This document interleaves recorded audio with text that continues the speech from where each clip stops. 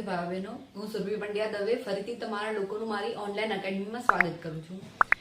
આજે આપણે જે સરેરાશ ચેપ્ટર ચલાવીએ છીએ એનો જ ત્રીજો પાર્ટ કરવાનો છે કે જેમાં સરેરાશના કેવી રીતે અલગ અલગ રીતે ક્વેશ્ચન્સ પૂછાઈ શકે છે એની આપણે અહીંયા ચર્ચા કરીશું. આ પછીના જે લેક્ચર હશે, જે ચોથો પાર્ટ છે, એમાં આપણે ગ્રુપ મધ્યકની વાત કરીશું, પણ એ ચોથા પાર્ટની વાત છે. હવે ત્રીજા પાર્ટની વાત કરીએ તો આશા રાખું કે તમે લોકોએ જે મેં આગળના લેક્ચરમાં હોમવર્ક માટે જે આપેલા એ તમે સમ સોલ્વ કરી નાખેલા હશે અને હવે નેક્સ્ટ લેક્ચર માટે નોટ અને પેન લઈને બેસી ગયા હશો કે જેથી કરી તમે હું જે પણ તમને સમજાવું એ નોટ ડાઉન કરી લો. ખાસ મારી વિનંતી છે તમને લોકોને કે જે લોકો લેક્ચર્સ અટેન્ડ કરો છો એ લોકો નોટ અને પેન લઈને કરો, કારણ કે આવા બધા ચેપ્ટરમાં નાના નાના તફાવતથી બહુ બધા અલગ અલગ રીતના સમ પૂછાતા હોય છે કે જે હું અહીંયા કરાવું છું. તો બધી વસ્તુ તમારે યાદ રાખવી તમારા માટે સહેલી નથી, તો એટલા માટે નોટ પેનમાં તમે નોટ ડાઉન કરતા જાઓ તો જેથી કરી તમારા લોકોની સારી એવી નોટ બની જાય. બીજું કે જે લોકો મારી ચેનલ પર નવા છે એ લોકો મારી ચેનલને લાઈક કરો, શેર કરો અને સબસ્ક્રાઇબ કરો અને બેલ આઇકન છે એને તમે પ્રેસ કરો જેથી કરી જ્યારે પણ હું નવા વિડીયો મૂકું તો એની તમને માહિતી મળતી રહે. તો હવે આપણે આજના લેક્ચરની શરૂઆત કરીએ. તો આજના લેક્ચરમાં કે જે હું તમને સરાસરીના સમ કરાવીશ એ થોડાક અલગ રીતના છે, અલગ રીતથી પૂછાતા હોય છે, જે બહુ સહેલા છે. આપણે અહીંયા જોઈએ અને કઈ રીતે કરીએ એ સમજીએ. આપણે દાખલો જોઈએ કે એ અને બી નું સરેરાશ વેતન 4.70 રૂપિયા છે, બી અને સી નું સરેરાશ વેતન 5 રૂપિયા છે અને એ અને સી નું સરેરાશ વેતન 3.80 રૂપિયા છે. તો ત્રણેયનું અલગ અલગ વેતન કેટલું થશે? તો સૌથી પહેલા તો આપણે પ્રશ્ન સમજીએ. તો પ્રશ્નમાં શું કહે છે કે કોઈ બે વ્યક્તિ આપેલા છે અને એની સરેરાશ આવક આટલી છે, વેતન આટલું છે. બી અને સી છે તો એનું સરેરાશ આટલું છે અને એ અને સી નું સરેરાશ વેતન આટલું છે. અને આપણે ફાઇન્ડ શું કરવાનું છે કે ત્રણેયનું તો અલગ અલગ, એ નું કેટલું, બી નું કેટલું અને સી નું કેટલું એ આપણે ફાઇન્ડ કરવાનું છે. હવે આ જ પ્રશ્ન બીજી રીતે પણ પૂછાઈ શકે છે, જેમ કે એવું કહી શકે કે ત્રણેયનું અલગ અલગ વેતન કેટલું છે તો ત્રણેયનું ટોટલ કેટલો થાય, અથવા તો એવું પૂછે કે ત્રણેયના ટોટલ ત્રણેયની સરેરાશ કેટલી થાય, કારણ કે અહીંયા તો બે જ વ્યક્તિઓની સરેરાશ આપેલી છે તો એવી રીતે પૂછી શકે. પછી એવું પૂછી શકે કે એ અને સી વચ્ચેનો તફાવત કેટલો છે, કે બી અને સી વચ્ચેનો તફાવત કેટલો છે, એ અને સી વચ્ચેનો તફાવત કેટલો છે. તો આ એક જ પ્રશ્નના સોલ્યુશનથી અલગ અલગ રીતના પ્રશ્નો એ પૂછી શકે છે અને આપણે એ સોલ્વ કર્યા પછી બધાના આન્સર આપણે આપી શકીશું. તો આપણે જોઈએ કે સૌથી પહેલા તો શું કીધું છે કે એ અને બી નું સરેરાશ વેતન 4.70 રૂપિયા છે. તો આપણને અહીંયા સરેરાશ આપેલી છે 4.70. એ અને બી એટલે આપણને n ખબર છે તો એના પરથી આપણે સિગ્મા xi ફાઇન્ડ કરી શકીએ, બંનેનું ટોટલ. તો શું થશે? એ અને બી નું ટોટલ તો કેટલું થશે? 4.70 ગુણ્યા 2 તો શું થાય? 9.40 રૂપિયા. તો મતલબ શું કે એ અને બી નું ટોટલ 9.40 રૂપિયા થાય છે. એવી રીતે જ બી અને સી નું ટોટલ તો એ કેટલું થાય? 5 ગુણ્યા 2 તો 10 રૂપિયા. અને એવી રીતે જ એ અને સી નું ટોટલ તો એ કેટલું થશે? 3.80 ગુણ્યા 2 તો 2 શૂન શૂન 8 દુ 16 નો છગડો વધી પડી 3 દુ 6 ને 1 7 તો એ કેટલું થશે? 7.60 રૂપિયા. તો હવે આ બધાનો આપણે ટોટલ કરીએ તો કેટલો થાય? 27.00 થાય. તો આ બધાનો ટોટલ 27.00 છે, પણ ત્રણેયનો ટોટલ નથી, કારણ કે અહીંયા એ કેટલી વાર આયા? 2 વાર. બી કેટલી વાર આયા? 2 વાર. અને સી કેટલી વાર આયા? 2 વાર. તો એટલા માટે શું થશે? અહીંયા a પ્લસ બી વત્તા બી પ્લસ સી વત્તા સી પ્લસ એ બરાબર 27. તો શું થશે આનું? 2a. શું કામ? કારણ કે એ બે જગ્યાએ આપેલા છે તો એટલા માટે આપણે શું લખીશું? 2a વત્તા 2b, કારણ કે b પણ બે વખત આપેલા છે, વત્તા 2c બરાબર 27. હવે બે બધામાં કોમન છે તો એટલા માટે આપણે 2 ને બહાર કાઢી શકીએ. તો એટલા માટે શું થશે? 2a વત્તા b વત્તા c બરાબર 27. હવે 2 અહીંયા શેમાં છે? ગુણાકારમાં. તો અહીંયા આવશે તો શું થઈ જશે ભાગાકારમાં, તો a વત્તા b વત્તા c બરાબર શું થાય 27 ભાગ્યા 2 બરાબર 13.5. તો જ્યારે તમને એવો પ્રશ્ન પૂછેલો હોય કે a b અને c ત્રણેયનું ટોટલ કેટલું થશે તો એનો જવાબ શું આવશે 13.5. પણ હવે આપણને અહીંયા પૂછેલું છે શું કે ત્રણેયનું અલગ અલગ વેતન કેટલું થાય. તો હવે આપણે શું કરશું, ત્રણેયનું અલગ અલગ ફાઇન્ડ કરશું. તો એ કઈ રીતે થાય, તો આપણને અહીંયા a વત્તા b વત્તા c ની ખબર પડી ગઈ છે કે એ ત્રણેયનું ટોટલ આટલું થાય છે. હવે આપણને જો એવરેજ ફાઇન્ડ કરવાની કીધી હોય કે ત્રણેયની સરેરાશ અથવા તો સરાસરી કેટલી થાય, તો આપણે શું કરવાનું છે કે 13.5 ભાગ્યા 3, કારણ કે અહીંયા હવે a b c 3 થઈ ગયા. તો એ કરશું તો આપણને ત્રણેયની સરાસરી મળશે. પણ આપણને અહીંયા પૂછેલું છે શું કે અલગ અલગ વેતન કેટલું થશે. તો શું કરશું આપણે અહીંયા કે a plus b plus c બરાબર કેટલા છે 27, sorry a plus b plus c બરાબર 13.5, કારણ કે 27 તો શું છે કે 2a plus 2b plus 2c છે. પણ આપણે તો ખાલી શું જોવાનું છે a plus b plus c. તો a plus b plus c બરાબર કેટલા છે 13.5. હવે આમાંથી આપણને a પ્લસ b નું ટોટલ કેટલું છે ખબર છે, તો હા a પ્લસ b નું ટોટલ કેટલું છે 9.40. તો a પ્લસ b ની જગ્યાએ આપણે 9.40 રાખી શકીએ વત્તા c તો એમના અને 13.5 ના 13.5 એમના. હવે આપણે સાદુ રૂપના ચેપ્ટરમાં આપણે શીખેલા છે કે જો 9.40 અહીંયા પ્લસમાં છે આ સાઈડ જશે તો શું થઈ જશે માઈનસ થઈ જશે. તો c બરાબર શું થશે 13.5 ઓછા 9.40. તો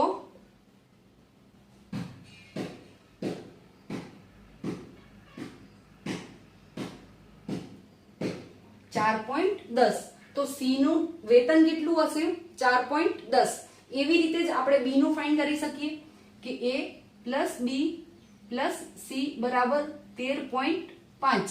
એમાંથી a અને c નું ટોટલ કેટલું છે 7.60. તો a અને c ની જગ્યાએ આપણે શું લખશું 7.60 વત્તા b બરાબર 13.5. હવે અહીંયા 7.60 શેમાં છે પ્લસમાં છે, આ સાઈડ જશે તો માઈનસમાં. તો b બરાબર શું થશે 13.60 માઈનસ 7.60, તો 2 અને અહીંયા થઈ જશે 10. તો 5.9 b નું વેતન થશે. અને એવી રીતે જ હવે આપણે c નું મળ્યું, b નું મળ્યું અને એવી રીતે આપણે a નું જોઈએ. તો a plus b plus c બરાબર કેટલા છે 13.5. એની અંદર b અને c નું ટોટલ મતલબ મૂકી દઈએ તો a પ્લસ 10 બરાબર 13.5. તો a બરાબર કેટલા થશે 13.5 ઓછા 10. તો a બરાબર કેટલા મળશે આપણને 3.5. તો હવે એવી રીતે આપણને ત્રણેયનું અલગ અલગ મળી ગયું કે a નું વેતન આટલું છે, b નું વેતન આટલું છે અને c નું વેતન આટલું છે. હવે જો તમને પ્રશ્નમાં એવું પૂછેલું હોય કે a અને b નો તફાવત કેટલો થાય તો શું કરશું આપણે a અને b વચ્ચે બાદબાકી કરીને જોઈ લઈશું. એવી રીતે b અને c નો તફાવત તો એ પણ મળી જાય બાદબાકી કરીને, અને a અને c નો તફાવત પણ મળી જાય. તો એનો મતલબ એમ કે જ્યારે તમે એક દાખલો સોલ્વ કરો છો અથવા તો એક દાખલાની મેથડ ખબર છે તો એના પરથી તમે બીજા 4-5 દાખલાઓ પણ ગણી શકો છો અને તમને આવડી શકે છે. હા, આવી જ રીતે આપણે એક બીજો દાખલો જોઈએ કે જે એક દાખલો કરવાથી બીજા ઘણા બધા પ્રશ્નોના જવાબ તમને આવડી જશે. તો હવે આવો જ એક અલગ અલગ રીતે પ્રશ્નો પૂછાઈ શકે એવો એક બીજો દાખલો જોઈએ કે 5 ક્રમિક સંખ્યાની સરેરાશ 9 છે. તો તે 5 સંખ્યામાં હવે એ કઈ કઈ રીતે પ્રશ્નો પૂછી શકે છે મેં લખ્યું છે કે સૌથી નાની સંખ્યા કઈ હશે, અથવા તો એ શું પૂછશે કે સૌથી મોટી સંખ્યા કઈ હશે, અથવા તો સૌથી નાની અને મોટી સંખ્યા વચ્ચેનો તફાવત કેટલો હશે, અથવા તો છેલ્લી બે સંખ્યાની સરેરાશ શું હશે. તો મેં તો ખાલી અહીંયા 4 જ ક્વેશ્ચન લખેલા છે, પણ આવા બીજા અલગ અલગ ઘણું બધું એ લોકો પૂછી શકે છે. તો અગત્યની વસ્તુ એ છે કે તમને લોકોને એ ખબર હોવી જોઈએ કે 5 સંખ્યા કઈ છે. જ્યારે એ વસ્તુ ખબર પડી જશે ત્યારે એને રિલેટેડ જેટલા પણ પ્રશ્નો હશે એનો આન્સર તમે આસાનીથી આપી શકશો, બરાબર. તો સૌથી પહેલા આ પ્રશ્નને ભૂલી જઈએ, ખાલી ક્રમિક સંખ્યાની વાત કરીએ. તો ક્રમિક મતલબ શું કે જે એક પછી એક લાઈનમાં આવતી હોય, જેમ કે 1 2 3 4 ને 5. તો આ સંખ્યાઓ કેવી કહેવાશે? ક્રમિક સંખ્યાઓ. તો હવે ચાલો આપણે આનું જ ઉદાહરણ લઈએ કે 5 ક્રમિક સંખ્યાની, ધારો કે 1 થી 5 ક્રમિક સંખ્યા છે અને એની સરેરાશ તમને ગોતવાની કીધું હોય તો શું થશે? આ બધા વચ્ચે આપણે પ્લસ કરશું અને કેટલી સંખ્યા 1 2 3 4 અને 5, તો એને ભાગ્યા આપણે 5 કરશું. હવે આનો સરવાળો કેટલો થશે? 5 ને 4 9, 9 ને 3 12, 12 ને 2 14, 14 ને 15, તો 15 ભાગ્યા 5, તો 3 ઉડી જશે. તો મતલબ જવાબ શું આવશે? 5 ઉડી જશે, તો આ જવાબ આવશે 3. તો એ શું થઈ ગયું? 3. તો જેમ કે આપણે આપણા પહેલા સેશનમાં કે પહેલા પાર્ટમાં આપણે વાત કરી હતી કે સરેરાશનો મતલબ શું થાય છે કે વચ્ચેની સંખ્યા, જેમ સૌથી મિડલમાં આવતી હોય, સૌથી વચ્ચે આવતી હોય એ સંખ્યા પોઈન્ટમાં પણ હોઈ શકે, ગમે તે રીતે હોઈ શકે. તો જ્યારે ક્રમિક સંખ્યાઓની વાત કરીએ ત્યારે સૌથી વચ્ચેની સંખ્યા છે ને એ આવશે. એ ક્યારે આવશે? ફક્ત એકી સંખ્યાનું કીધું હશે ત્યારે, કે 5 6 5 7 9 એવી સંખ્યાનું કીધું હશે ત્યારે આવશે.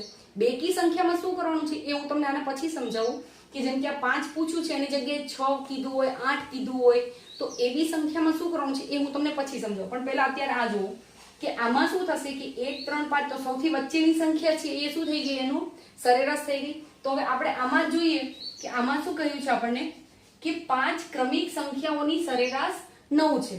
તો એનો મતલબ શું કે સૌથી પહેલા તો મિડલમાં શું હશે? 9 હશે. 5 કીધી છે તો હવે 2 એની ઉપરની એટલે કઈ આવશે? 8 અને 7. 2 સંખ્યા એની નીચેની એટલે 10 અને 11. હવે આ બધાનો ટોટલ કરી અને તમે સરેરાશ ગોતશો ને તો એનો જવાબ શું આવશે? 9 આવશે. તો આ 5 સંખ્યા આપણને ખબર પડી ગઈ કે આ 5 સંખ્યા છે. હવે સૌથી પહેલા શું પૂછ્યું છે કે સૌથી નાની સંખ્યા કઈ હશે? તો જવાબ શું આવશે? 7. પછી સૌથી મોટી સંખ્યા કઈ હશે? તો જવાબ શું આવશે? 11. પછી સૌથી મોટી નાની સંખ્યા અને મોટી સંખ્યા વચ્ચેનો તફાવત કેટલો હશે? તો 11 - 7, તો બરાબર કેટલો આવશે જવાબ? 4. છેલ્લી બે સંખ્યાની સરેરાશ શું હશે? તો 10 અને 11 ની સરેરાશ શું થાય? તો 10 + 11 એટલે 21, અને 21 ભાગ્યા 2 એટલે 10.5, અથવા તો શું કહેવાય બંને વચ્ચેનું, તો 10 અને 11 ની વચ્ચે શું આવે? 10.5. આ સિવાય પણ પહેલી અને બીજી સંખ્યાની સરેરાશ ઘણા બધા પ્રશ્નો આમાંથી નીકળી શકે છે. તો મેઇન વસ્તુ એ છે કે તમારે આ વસ્તુ સમજવાની છે કે આમાં કઈ રીતે આપણે આન્સર આપવાનો છે. આવી જ આપણે એક બીજો દાખલો જોઈએ. હવે આપણે બીજો દાખલો જોઈએ કે 4 ક્રમિક એકી સંખ્યાની સરેરાશ 18 છે. તો તે 5 સંખ્યામાં તે 4 સંખ્યામાં સૌથી નાની સંખ્યા કઈ હશે? સૌથી મોટી સંખ્યા કઈ હશે? સૌથી નાની અને મોટી સંખ્યા વચ્ચેનો તફાવત કેટલો હશે? અને છેલ્લી બે સંખ્યાની સરેરાશ શું હશે? તો જે પહેલાનો પ્રશ્ન છે ખાલી મેં એમાં થોડાક સુધારા વધારા કરેલા છે. તો સૌથી પહેલા તો એવું થાય કે અહીંયા તો કેટલા છે? 4 છે. આપણે આગળના દાખલામાં શું કર્યું હતું? 5 કર્યું હતું. તો એમાં કઈ રીતે કરવાનું બતાવું છું કે સરેરાશ કેટલી છે? 18. હવે શું કીધું છે કે 4 ક્રમિકમાં આ મધ્ય મતલબ સરેરાશ આપેલી છે, તો એનો મતલબ શું કે આ વચ્ચે હશે. તો બે સંખ્યા કઈ લેવાની છે? આની ઉપરની 18 છે તો 17 અને 15, અને અહીંયા નીચે લઈએ તો કઈ આવશે? 19 અને 21. તો આ 5 સંખ્યા મળી ગઈ આપણને. આ જે 4 સંખ્યા મળી ગઈ આ તો શું છે? મધ્યક છે. આપણે 4 સંખ્યાનું કામ હતું. તો 15 17 19 અને 21 એ 4 સંખ્યા થશે. કદાચ તમને એવું થતું હોય તો તમે 18 ભૂસીને આ ચારેયની એવરેજ કરશો તો તમને એટલી જ મળશે કે કેટલી? 18 મળશે. હવે પ્રશ્ન શું પૂછ્યો છે કે સૌથી નાની સંખ્યા કઈ હશે? તો 15. સૌથી મોટી સંખ્યા કઈ હશે? તો 21. સૌથી નાની અને મોટી સંખ્યા વચ્ચેનો તફાવત કેટલો હશે? તો 15 માંથી 21 બાદ, મતલબ 21 માંથી 15 બાદ કરીએ તો કેટલા આવે? 6. તો 6. અને છેલ્લી બે સંખ્યાની સરેરાશ શું હશે? તો છેલ્લી બે સંખ્યા કઈ છે? 19 અને 21. એની સરેરાશ કેટલી આવશે? 20. શું કામ? કારણ કે આપણે બંનેની વચ્ચેની સંખ્યા. તો આવી રીતે પણ તમને પ્રશ્ન પૂછાઈ શકે છે. હવે આવો જ એક પ્રશ્ન બીજો પણ, મતલબ કે જ્યારે હું લાસ્ટમાં હોમવર્ક તમને લોકોને આપીશ ત્યારે હું આપીશ. એમાં આવી રીતે જેમ કે અહીંયા 4 ક્રમિક એકી સંખ્યા કીધું છે, એવી રીતે 4 ક્રમિક બેકી સંખ્યા કહી શકે, અથવા તો 5 ક્રમિક એકી સંખ્યા ક્રમિક સંખ્યાઓ ખાલી, મતલબ કે જે 5 હતી એની જગ્યાએ 7 અથવા તો 9, એવી રીતે અલગ અલગ રીતે આ એક મેથડથી તમને પ્રશ્નો પૂછી શકે છે. તો હવે તમે લોકો એનો આસાનીથી આન્સર આપી શકશો. હવે આપણે થોડોક અલગ રીતનો દાખલો જોઈએ. હવે બીજો પ્રશ્ન જોઈએ આપણે કે 5 મહિનાનો સરેરાશ ખર્ચ 120 રૂપિયા હોય અને આગળના 5 મહિનાનો સરેરાશ ખર્ચ 80 રૂપિયા હોય અને જો એ વ્યક્તિ દર મહિને 25 રૂપિયા બચાવતો હોય તો તેની એક મહિનાની સરેરાશ આવક શોધો. તો સૌથી પહેલા તો એ વસ્તુ છે કે અહીંયા ખર્ચ આપેલો છે અને અહીંયા બચત આપેલી છે અને તમને પૂછ્યું છે શું? સરેરાશ આવક. મતલબ અહીંયા વાત આવકની કરેલી છે. તો જ્યારે કોઈ વ્યક્તિનો આપણે આવક કહીએ તો આવક બરાબર શું હોય? એણે ખર્ચ કર્યો હોય ખર્ચ પ્લસ એણે બચત કરેલી હોય. તમારી જે ટોટલ મતલબ સેલરી હોય, પગાર હોય, એમાંથી શું કરો તમે? અડધો ખર્ચ કરો અને અડધો બચત કરો. તો એ જ્યારે તમે બંનેનું ટોટલ કરો ત્યારે તમને શું મળે? તમારી આવક મળે. પણ અહીંયા કેવું છે કે તમને જે બચત એનો મતલબ ખર્ચ આપેલો છે સીધો નથી આપેલો, એને સરેરાશમાં આપેલો છે. તો સૌથી પહેલા તો આપણે શું કરશું કે એનું ટોટલ શોધીશું. તો 5 મહિનાનો સરેરાશ ખર્ચ, તો 5 મહિનાનો ટોટલ કેટલું થશે? તો આપણને શું આપેલું છે? સરેરાશ x બાર આપેલો છે 5 મહિના, તો n આપેલો છે. તો સિગ્મા xi આપણે ફાઇન્ડ કરી શકીએ છીએ. તો શું થાય? 120 ગુણ્યા 5, તો 12 પંચાને 60 એટલે 600 રૂપિયા. એવી જ રીતે એના આગળના 5 મહિનાનું છે તો આગળના 5 મહિનાનું ટોટલ તો એ કેટલું થશે? 80 રૂપિયા છે. એને ગુણ્યા 5 વર્ષ છે, સોરી 5 મહિના છે, તો એટલા માટે 8 પંચુને 40 એટલે 400. તો હવે આપણને 10 મહિનાનો ટોટલ ખર્ચ ખબર પડી ગઈ. તો 10 મહિનામાં ટોટલ એને કેટલો ખર્ચ કરેલો છે? 1000 રૂપિયાનો. તો આપણને ખર્ચ મળી ગયો. હવે આપણે શું જોવાનું છે? બચત. એની બચત કેટલી છે? 25 રૂપિયા. એ પણ કેવી? દર મહિનાની. તો ટોટલ બચત કેટલી થશે એની? 25 રૂપિયા. એને ગુણ્યા 10 મહિના, તો 25 ગુણ્યા 10 એટલે 250. તો આપણને એની આ શું મળી ગઈ? ટોટલ આવક મળી ગઈ. હવે આપણને શું પૂછ્યું છે? અહીંયા સરેરાશ આવક પૂછેલું છે. આપણને મળી શું? ટોટલ આવક. તો સરેરાશ આવક મતલબ શું? Sigma xi upon n. Sigma xi આપણને મળી ગઈ 1250 રૂપિયા. n આપણને ખબર છે કેટલી છે? 5 મહિના વત્તા 5 મહિના, કારણ કે આપણે બંનેને એડ કરેલા છે. તો એટલા માટે આ આવક મતલબ કેટલાની થઈ? 10 મહિનાની થઈ. તો x બાર બરાબર સિગ્મા xi અપોન n. તો સિગ્મા xi શું આવશે આપણો? 1250. n બરાબર 10. તો સરેરાશ આવક કેટલી થશે એની? 125 રૂપિયા. તો આવી રીતે તમને જ્યારે ખર્ચ અને બચત આપેલી હોય એના પરથી તમે સરેરાશ આવકનું ટોટલ એવી રીતે ફાઇન્ડ કરી શકો છો. એવી રીતે જો ઉલટું પૂછેલું હોય તો એ પણ તમે સરવાળા બાદબાકી મતલબ નોર્મલ જે સરવાળા બાદબાકી કરીએ છીએ એવી રીતે કરી અને તમે એનું ખર્ચ અથવા તો એ બધું પણ ફાઇન્ડ કરી શકો છો. તો એનો મતલબ શું કે જ્યારે સરેરાશની વાત કરીએ ત્યારે કોઈ એક મેથડ અથવા તો કોઈ એક દાખલાના ખબર પડવાથી તમે ઘણા બધા પ્રશ્નોને સમજી શકો છો. ઘણા બધા પ્રશ્નો કઈ રીતે પૂછાઈ શકે છે એના આન્સર આપી શકો છો. તો આવી રીતે આપણે સરેરાશના બીજા પણ કેટલાક જોયા. હવે નેક્સ્ટ લેક્ચરમાં જ્યારે આપણે મળીશું ત્યારે આપણે મતલબ ગ્રુપ મધ્યક જે આવે છે તમારા લોકોને એ ગ્રુપ મધ્યકની ચર્ચા કરીશું અને કદાચ મોસ્ટ પ્રોબેબલી તો નેક્સ્ટ લેક્ચરમાં આપણું આ સરેરાશ ચેપ્ટર છે એ પણ પૂરું થઈ જશે. હવે અહીંયા હું તમને કેટલાક દાખલા પ્રેક્ટિસ કરવા માટે આપું છું, તો તમે એ દાખલા ઘરે ગણજો અને એનો જે પણ આન્સર હોય નીચે કમેન્ટ સેક્શનમાં લખજો, એટલે જેથી કરી મને ખબર પડે કે કેટલા લોકો મારો વિડીયો જોવે છે અને કેટલા લોકો એમાંથી સમજે છે. તો હોમવર્ક જોઈ લઈએ. તો અહીંયા મેં કેટલું તમને લોકોને હોમવર્ક આપેલું છે આજે જે મતલબ દાખલા કરાયા એના પરથી. તો પોઝ કરીને સારી રીતે નોટ ડાઉન કરી લો, કેલ્ક્યુલેટ કરો અને એનો આન્સર છે મને નીચે કમેન્ટ સેક્શનમાં લખો, જેથી કરી મને ખબર પડે કે કેટલા લોકો એકચ્યુઅલમાં નોટ પેન લઈને બેસે છે કે ખાલી એમ જ વિડીયો જોવે છે. તમારા લોકો માટે કરું છું તો પ્લીઝ જેમ બને મેક્સિમમ બેનિફિટ લો. અને ફરીથી જે લોકોએ મારી ચેનલ સબસ્ક્રાઇબ નથી કરી એ લોકો મને મતલબ રિક્વેસ્ટ કરું છું કે મારી ચેનલને સબસ્ક્રાઇબ કરો, લાઇક કરો અને શેર કરો. અને તમે લોકોએ મારો વિડીયો જોયો એના માટે થેન્ક યુ સો મચ.